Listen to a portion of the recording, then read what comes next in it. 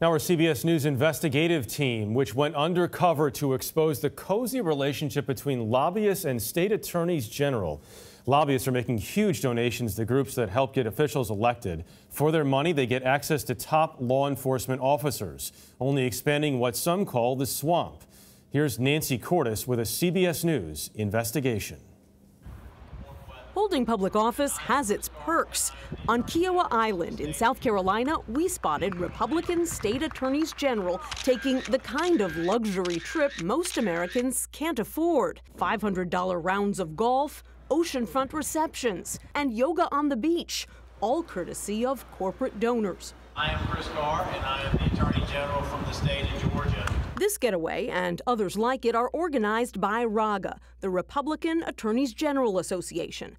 To attend, lobbyists and corporate guests fork over $125,000. $50,000 gets them one-on-one issue briefings with state AGs. God bless America. God bless each and every one of you. At Kiowa, we saw at least 9 state AGs rubbing shoulders with representatives from Koch Industries, Big Tobacco, payday lenders, and the NRA. The dress code? Resort casual. Selling access to such events has helped RAGA raise more than $20 million in the last 18 months. CBS News reviewed 88 donations over $50,000 and found more than half of the donors had matters under consideration by a state attorney general or had recently settled. Others needed help from the AG community. In 2016, casino magnate Sheldon Adelson gave RAGA $250,000.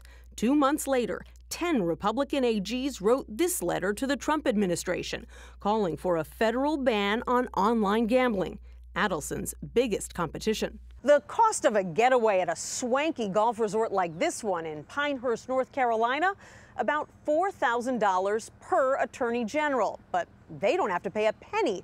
It's considered a gift. We're way outgunned.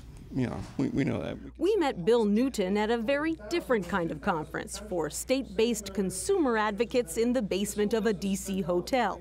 Newton doesn't have corporate cash. Here's what happens when he wants to meet with his state AG, Florida's Pam Bondi. Your only option is to fill out a form on the website and click submit, see if that happens, anything happens. It's not just the Republicans. Democratic AGs are courted by trial lawyers and lobbyists too at more modest receptions like this one in Washington, D.C. Marquette University's Paul Nolet. They're not just giving money out of charity, they're expecting something out of this. Both sides dispute that. RAGA tells CBS News it, quote, has been successful in supporting candidates that will defend the rule of law. Republican attorneys general have this mindset, and that's what drives their actions. Nothing else.